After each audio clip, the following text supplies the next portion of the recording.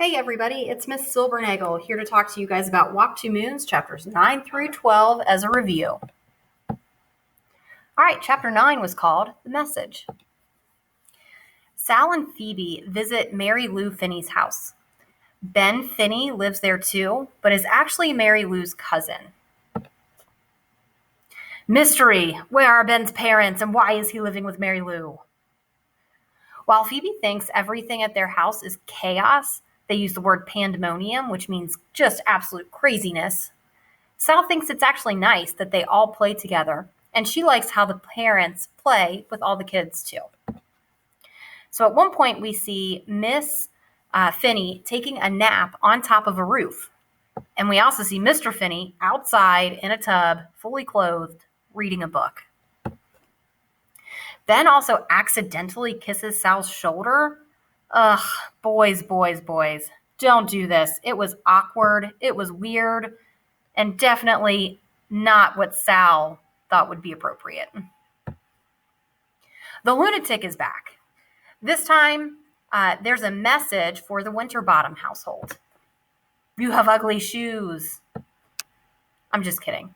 Don't judge a man until you have walked 2 moons in his moccasins. Miss Winterbottom looks really upset by this note and is really worried about who it was intended for and what it means. Mr. Winterbottom doesn't really seem to care at all. Neither does Phoebe or Phoebe's sister. They don't really care. They just think it's kind of an interesting thing. Chapter 10 was Huzzah, Huzzah. Trouble follows Graham and Gramps again. They go into a parking spot without paying for it. Gramps writes a note saying that he's a veteran with German shrapnel in his leg. When Sal asks if that's really true, Gramps avoids answering. So shrapnel, if you're not familiar with that word, it means pieces of metal that came out of a grenade. He was probably referring to World War II, saying that he was a veteran. But since he didn't really answer that question if that was true, it's probably not true. Sal wants to send postcards home, just like her mom did when she was on the bus trip. Graham and Gramps say they don't want to do that because that would make them really sad. A postcard is a little note that you send home through the regular snail mail. And it's just a little note about what you're doing on your trip and usually has a picture of where you've been on the backside. Sal decides she likes being called Indian better than Native American because she feels it makes her sound brave and more elegant. Sal is forming her own personal identity here. This is one of the topics of the story that will help you find a theme later, and we talked about that in our last review. While they're at the rest stop, there's a crowd of people practicing Native American drum circles. Sal loses sight of Graham, but sees an old woman in the middle of the drum circle wearing a huge headdress. We can guess that old woman was actually Graham. The description that Sal gives is almost exactly what Graham was wearing too. This is part of Native American culture. These ceremonies are meant to bring communities together. So here's a drum circle, a picture of one, where Native American people are dancing and joining 2 communities together. Here's a headdress. These things, the bigger they are, signifies how important a person is. So if they're very big, that means you're very important in that community. All right, key points from chapter 10. At the beginning of this chapter, Gramps talks about how hard it is to be a mom. She uses the simile, being a mother is like trying to hold a wolf by the ears. She also uses the metaphor, if you have 3 or 4 or more chickabiddies, you're dancing on a hot griddle all the time. She's trying to tell Sal how difficult being a mom is, something you guys won't understand until you have your own babies. Chapter 11, Flinching. There's another message from our mystery person. The last message was, don't judge a man until you have walked 2 moons in his moccasins. Sal says this means you shouldn't judge people until you know what they have been through. This time the message is, everyone has their own agenda. Ben thinks Sal is about to trip, so he tries to catch her. This is another really awkward moment. Ben probably thinks it looks like this, where it's super elegant.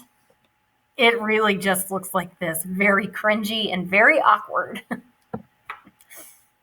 They go to a candy store and see the lunatic there as well.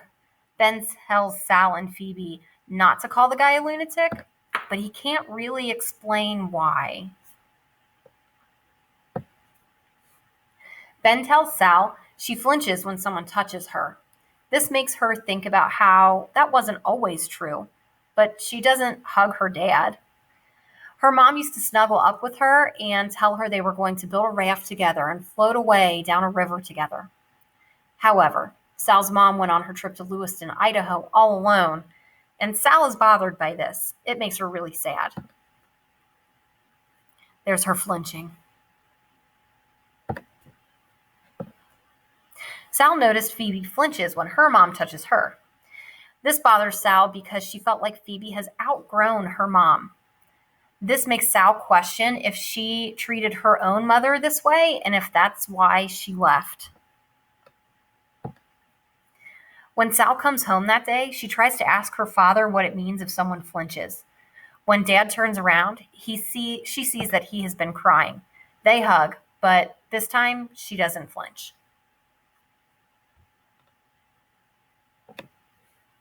All right, chapter 12, the marriage bed. Gramps says once his dad left for 6 months without telling anyone. This was a story from when he was a child. When a friend asked what was going on, Gramps punched him in the dang jaw. Gramps wants to make a pit stop to see Native Americans smoking a peace pipe.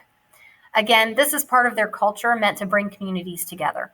Sal does participate in this ceremony, and that is okay because she has permission.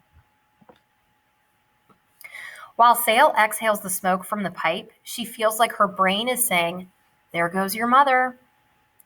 Her anxiety comes back because she thinks she hears the wind saying, "Hurry, hurry, hurry." She wants to get to her mom soon. Gramps tells the story of his marriage bed. This is a family heirloom. He says all his siblings were born in that bed, including him. This is a very old-timey thing. We don't do this anymore.